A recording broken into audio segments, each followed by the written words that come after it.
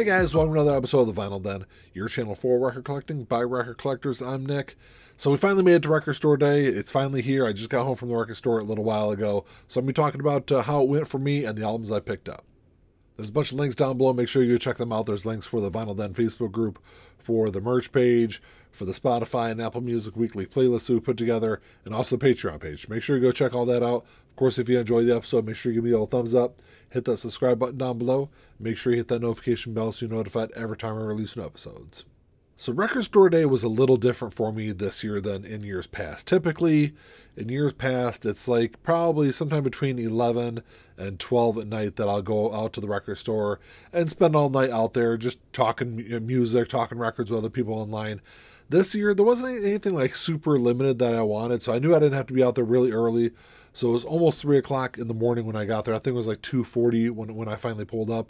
And I was actually surprised how many people were already in line. So the record store I normally go to, Dearborn Music here in Dearborn, Michigan, by around 2:30 to 3 o'clock in the morning, there's generally, I'd say, 3 to 5 people in line. So when I got there today or this morning, I was surprised that there was already, I think, 11 people ahead of me in line. So I was 12th in line, which I was fine with because, like I said before, there was nothing super limited that I wanted. I knew if I was within the first 15 to 20 people in line, I would get everything on my list. Dearborn Music is one of the bigger record stores in Michigan. They get a ton of business.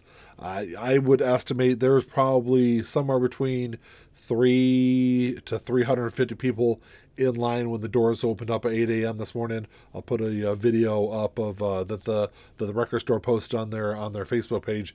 A ton of people in line, but it was a great night, man. I got there, like I said, around 3 o'clock in the morning, a little before 3 o'clock in the morning.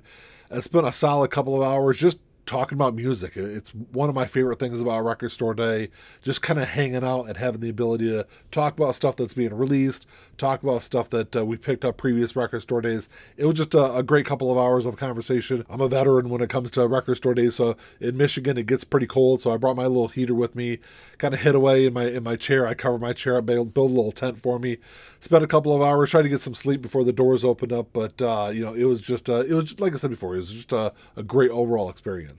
So the record store day process at Dearborn Music is a little different than a lot of other record stores. They do what I think Amoeba out in California was the ones that really kind of started doing the wish list. But the way Dearborn does it, at 8 a.m. when the doors open up, they go down the list and they hand you a wish list. It's got all the titles on there. You mark what you want. You put your name, phone number on there, and then you take your ticket.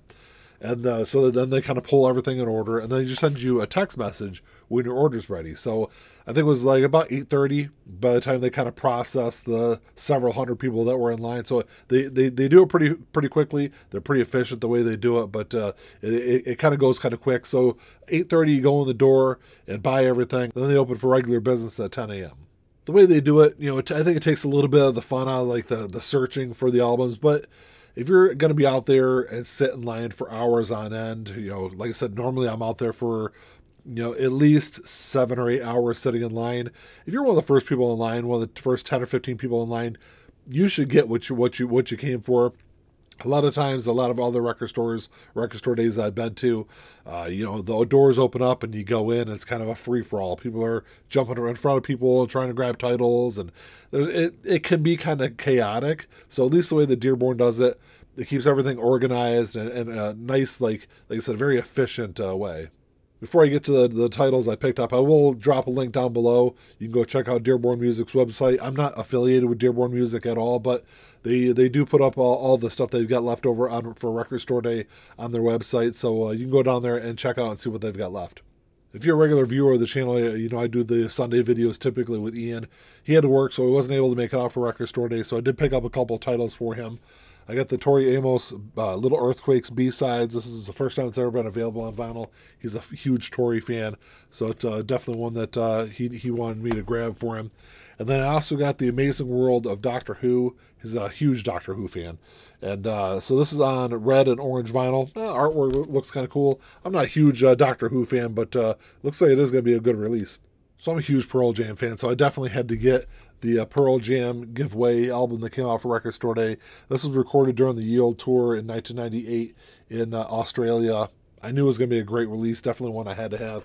Even though it was definitely kind of pricey, it was pushing $50, but looks like it's going to be a good release. I don't know if this is on blue vinyl or if this is on black.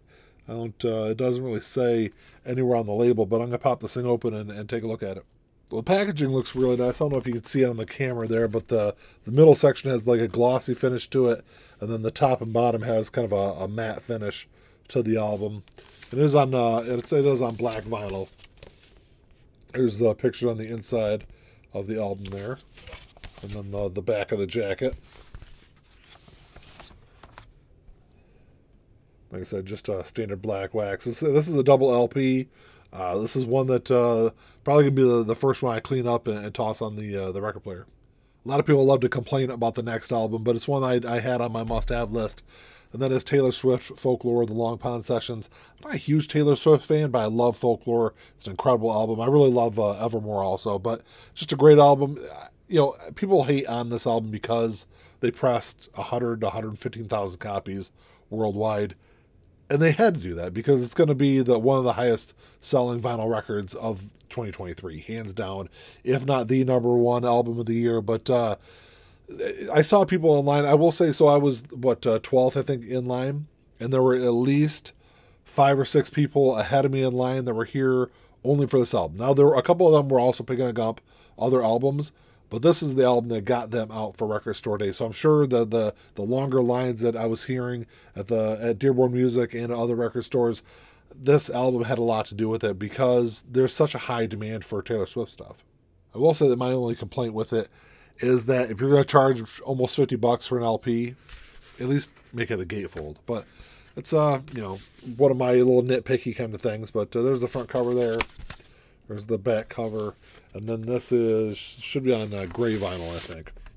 Hey, at least they put it in anti-static sleeves. That's a plus, I think. And then the vinyl itself looks pretty nice. The next one I went back and forth on. I didn't really decide until within the last couple of days that I was going to pick it up. Mainly because it's on a picture disc. I'm not a big fan of picture discs, but their picture discs have a pretty good reputation. The album is Show by The Cure. I'm a huge fan of The Cure, so this is definitely one I had to have. I will say with a lot of picture discs, the packaging tends to be pretty cheap. This actually has a pretty nice packaging to it. Of course, you can see the picture disc through the cover and in on the back there. But this is on a gatefold, which is one thing I can't say about that Taylor Swift release. But it's, just not a whole lot to it, but at least it's pretty nice packaging for the picture disc. See if I can pull these out. Of course, I'm going to replace these sleeves. These sleeves tend to be pretty bad for records. There's the front of disc 1, the back there. And then you got disc 2. There's Show. And then there's the pictures there on the back of it. I've been a huge fan of the Ramones for a really long time. They've done a bunch of great RSD releases over the last several years. This year, really no different. This year, they released Pleasant Dreams. Is definitely one I had to have. Had to put up high on my must-have list.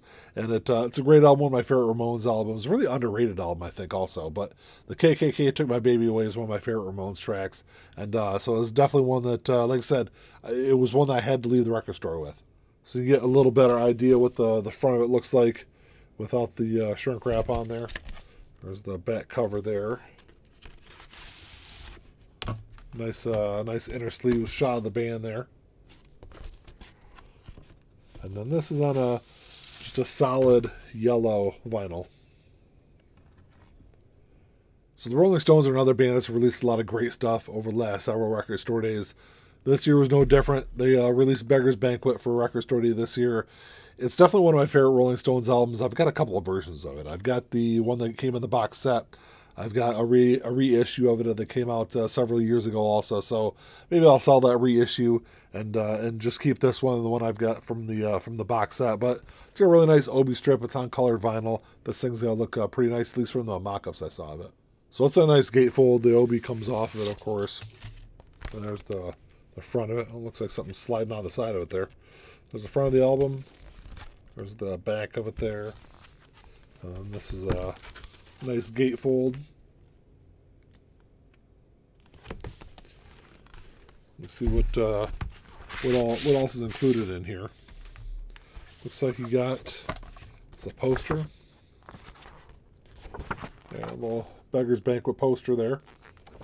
I don't think there's anything else in there. I think that's what was going to fall out. And then the vinyl itself, like I said, looks pretty nice. It's not really nice. This is definitely 180 gram. There's definitely no doubt about that. But the swirl on that thing looks pretty nice. The next album is one that was supposed to come out a couple of Record Store Days ago. Record Store Day last year was supposed to be released. Then it got pushed back to Record Store Day Black Friday. And then it got pushed back to Record Store Day this year. But it is the self-titled debut album from Mr. Big. This came out, I think it was 89 when this came out. Yeah, 1989 when this album came out. It was a big album when it first was released. Looks like it was only pressed on, there was only 3,500 copies available. The hype sticker there.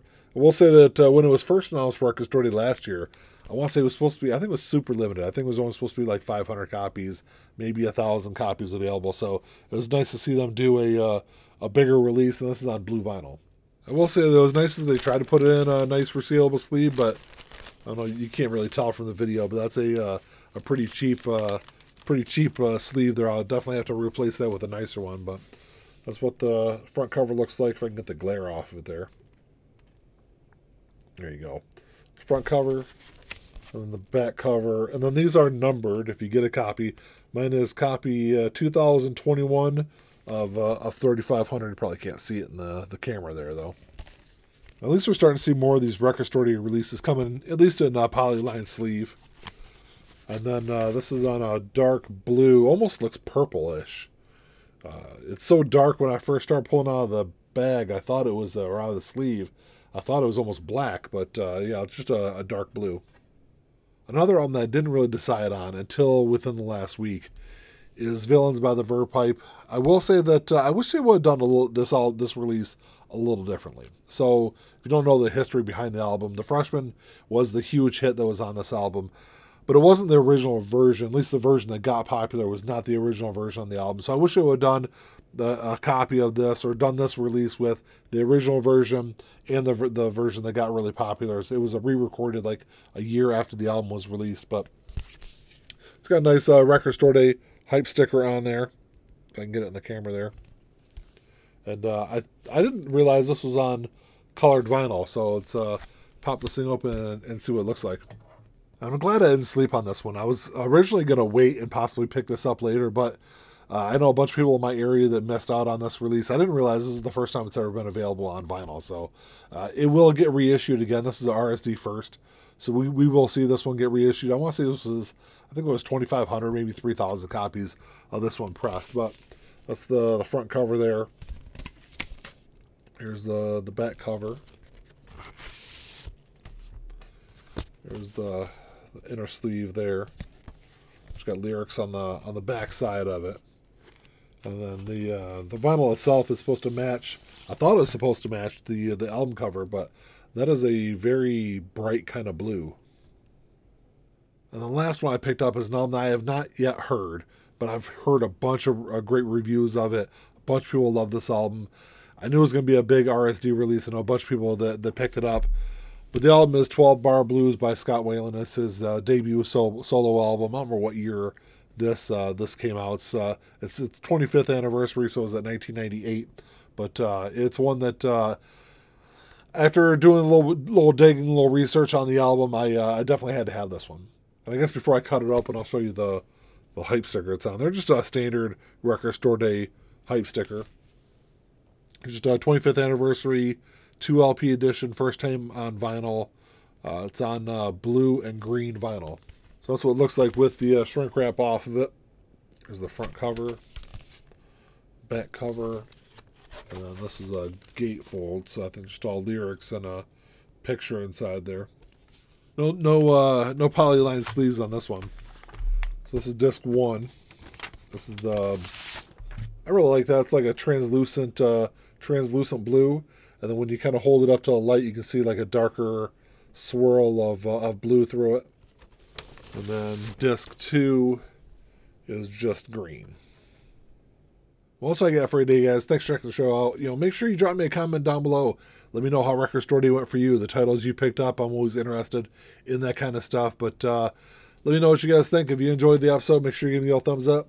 Hit that subscribe button down below. And that's all I got. Until next time, keep on spinning. Peace.